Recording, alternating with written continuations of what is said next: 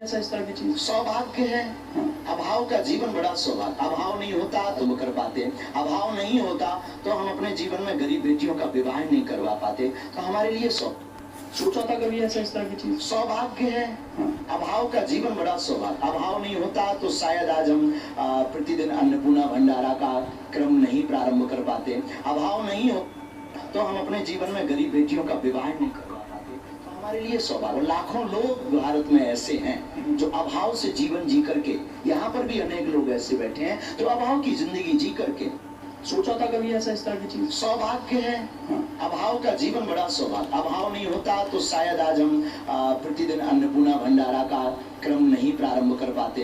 अभाव नहीं होता तो हम अपने जीवन में गरीब बेटियों का विवाह नहीं करवा पाते, तो हमारे लिए सौभाग्य। लाखों लोग भारत में ऐसे हैं जो अभाव से जीवन जी करके, यहाँ पर भी अनेक लोग ऐसे बैठे हैं जो अभाव की जिंदगी जी करके अनेक उच्च पदों पर पहुंचते हैं। हमारे लिए ये वरदान प्राप्त है कि अभाव रहा तो हम आज लोगों की पीड़ा को समझ पा रहे हैं। लेकिन एक चीज आप खुद कहते हैं हमेशा कि अभाव में जब आदमी रहता है तो प्रभु के ज्यादा करीब रहता है। अब तो आप प्रभावी हो गए हैं, लाखों अनुयायी हैं आपके, तो ईश्वर के उतने ही अनुयायी और प्रभाव बागेश्वर बालाजी का है हमारी सोच में। ठीक, कृपा बालाजी की, प्रभाव बागेश्वर बालाजी का, और अनुयायी भी बागेश्वर बालाजी के। बागेश्वर धाम सरकार हमारा नाम नहीं, हमारा नाम तो धीरेन्द्र कृष्ण है। बागेश्वर धाम सरकार तो बागेश्वर बालाजी का है। तो आज भी हम यूं मान करके चलिए, कल का कपड़ा पहनते थे तो आप लोग ये ला करके तान देते हैं, तो ये पहन लेते हैं, पर हम आज भी अभाव में जी रहे हैं। उसका सिर्फ सिद्धांत इतना बदल गया, देखने की दृष्टि। देखने की दृष्टि बदल गई। एक चीज और, कई बार चैलेंज किया गया आपकी इन शक्तियों को, कई बार लोग पहुंचते हैं, उसे किस तरीके से आप देखते हैं? साइंस की कसौटी पर अपनी इन शक्तियों को कहाँ देखते हैं? देखिए, जब तक मन में किसी भी व्यक्ति के कोई भी संदेह उत्पन्न नहीं होगा तब तक उसका निराकरण नहीं होगा। विज्ञान जहाँ विराम होता है, अध्यात्म वहां से प्रारंभ होता है। और रही बात शक्ति की, तो ये पराविज्ञान है।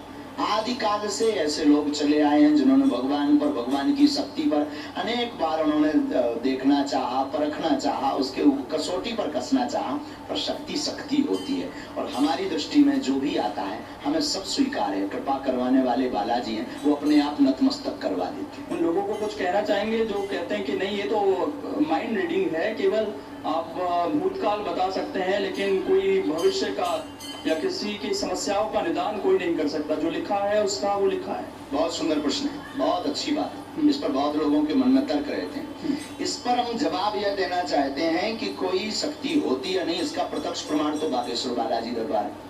भविष्य वक्ता कोई इंसान नहीं हो सकता है, लेकिन श्री हनुमान जी महाराज हैं, पुत्र कालज्ञ, भूत भविष्य वर्तमान। हम कभी भी नहीं कहते कि हम भविष्य बताते हैं, भविष्य के संकेत देते हैं जो हमें गुरु कृपा से प्रेरणा हमें आते हैं, जो गुरु कृपा से हमें लगता है कि ऐसा होगा, उसको हम संदेशा दे देते हैं। अब आप कहेंगे कि विज्ञान के तथ्य में, विज्ञान के जमाने में इसको कैसे माइंड रीडिंग तो नहीं है।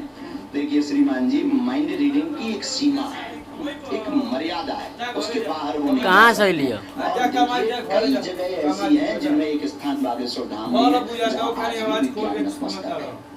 जब प्रभाव की तरफ जीवन बढ़ता है,